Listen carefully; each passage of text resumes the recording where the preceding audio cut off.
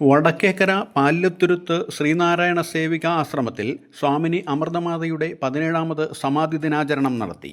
പ്രാർത്ഥന, ഗുരുദേവ അഷ്ടോത്തിരുനാമാർച്ചന, സ്വാമിനി അമൃതമാതയുടെ സമാധി മണ്ഡപത്തിൽ പുഷ്പാർച്ചന എന്നിവയ്ക്ക് ശേഷം സമ്മേളനം നടത്തി. ഡോക്ടർ പി വി സുരാജ് ബാബുവിൻ്റെ അധ്യക്ഷതയിൽ ചേർന്ന സമ്മേളനം കാഞ്ഞിരമറ്റം നിത്യനികേതൻ ആശ്രമത്തിലെ മാതാ നിത്യചിന്മയി ഉദ്ഘാടനം ചെയ്തു.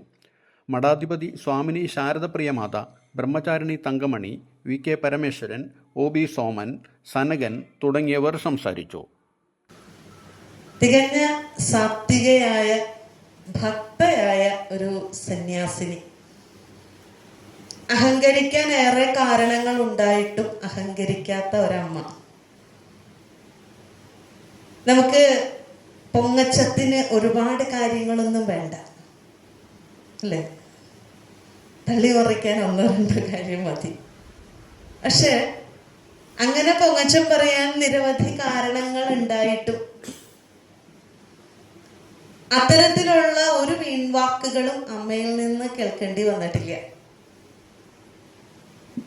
ഒരു വട്ടം കാഞ്ഞിരമറ്റത്തുള്ള നമ്മുടെ ആശ്രമത്തിലേക്കും അമ്മ വന്നിട്ടുണ്ട്, ആശ്രമോദ്ഘാടനത്തിന്. അമ്മയ്ക്ക് വയ്യ, എന്നാലും അമ്മ വന്നു. ഈ ശാരദപ്രിയ മാതാജി മിക്ക വർഷം എന്നെ വിളിക്കും, ഒന്ന് വരണം. പലപ്പോഴും എനിക്ക് വരാൻ കഴിയാറില്ല. അപ്പൊ ഞാൻ എൻ്റെ മനസ്സിൽ അതൊരു വേദനയാണ്. ഈ അമ്മ വിളിച്ചപ്പോഴൊന്നും എനിക്ക് പോകാൻ കഴിഞ്ഞില്ലല്ലോ, ഇത്തവണ എന്തായാലും ഇവിടെ വരെ ഒന്ന് വരണം. അമൃതമാതാജിയുടെ ഒരു സശരീരമായിരിക്കുന്ന സാന്നിധ്യമില്ലെങ്കിലും പാവം അമ്മ ഇവിടെ ഉണ്ടല്ലോ എന്നുള്ള ഒരു ചിന്ത എന്നെ ഇങ്ങോട്ടേക്ക് നയിച്ചത്. ഒരു പക്ഷെ സ്വാർത്ഥതയില്ലാതെ ജീവിക്കുന്ന ചില മനുഷ്യർ ചില നാട്ടുംപുറങ്ങളിൽ ജനിക്കുമ്പോഴാണ് അത് ഒരു പൊതു ഇടമായിട്ട് മാറുന്നത്. നമ്മുടെ വീട് ഒരു പൊതു ഇടമല്ല, കാരണം നമുക്ക് സ്വാർത്ഥതയുണ്ട്.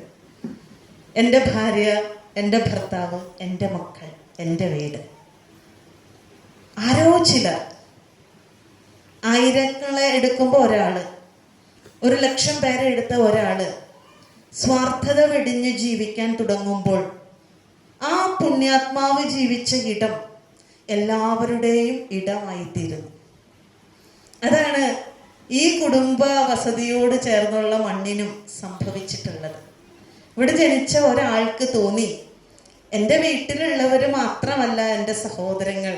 സാഹോദര്യം എന്ന് പറയുന്നത് വിശ്വമാകെ വ്യാപിച്ചു കിടക്കുന്ന ഒരു മനോഭാവമാണ് എന്ന് കണ്ടുകൊണ്ട് ആ വിശ്വ സാഹോദര്യത്തെ നെഞ്ചിലേറ്റിയ ഒരമ്മ ഈ പരിസരത്ത് ജനിച്ചത് കൊണ്ടാണ് ഇന്ന് എനിക്കും നിങ്ങൾക്കും എല്ലാവർക്കും ഇവിടെ സകലവിധമായിരിക്കുന്ന, നേരത്തെ തങ്കമണി ചേച്ചി പറഞ്ഞ പോലെ, ഒരു അസ്വാതന്ത്ര്യവും ഇല്ലാതെ ഇവിടെ ഇരിക്കാൻ കഴിയുന്നത്. അതൊരു നിസ്സാര കാര്യമല്ല. ഗുരുദേവൻ തന്നെ അത് പറഞ്ഞിട്ടുണ്ട്. അപരനു വേണ്ടി അഹർനിശം പ്രയത്നം കൃപണത വിട്ട് കൃപാലു ചെയ്തിടുന്നു. കൃപണൻ അധോമുഖനായി കിടന്നു ചെയ്യുന്നു അപജയ കർമ്മം അവനു വേണ്ടി മാത്രം എന്ന് 2 വ്യക്തിത്വങ്ങളെ ഗുരു പരിചയപ്പെടുത്തുകയാണ്. ഒരാളുടെ പേരാണ് കൃപണൻ, മറ്റൊരാളുടെ പേരാണ് കൃപാലു. എന്താ കൃപണനും കൃപാലുവും തമ്മിലുള്ള വ്യത്യാസം എന്ന് ചോദിച്ചപ്പോൾ ഗുരു പറയാണ്, കൃപാലു എല്ലാവർക്കും വേണ്ടി ജീവിക്കുന്നു. കൃപണൻ തനിക്ക് വേണ്ടി മാത്രം ജീവിക്കുന്നു. കൃപണൻ ഒരു കുളത്തിൽ ജീവിക്കുമ്പോൾ കൃപാലു ഒരു സമുദ്രത്തിൽ ജീവിക്കുന്നു. അവരുടെ ജീവിതത്തിന്റെ കാഴ്ചവട്ടം വ്യത്യസ്തമാണ്. അവരുടെ ധാരണകൾ, അവരുടെ അഭിരുചികൾ, അവരുടെ താല്പര്യങ്ങൾ എല്ലാം വ്യത്യസ്തമാണ്. ഒരാളുടേത് ഒരു ചെറിയ വൃത്തമാണെങ്കിൽ മറ്റൊരാളുടേത് വരമ്പില്ലാത്ത കടല് പോലെ, അതിരില്ലാത്ത ആകാശം പോലെ വിസ്തൃതമാണ്.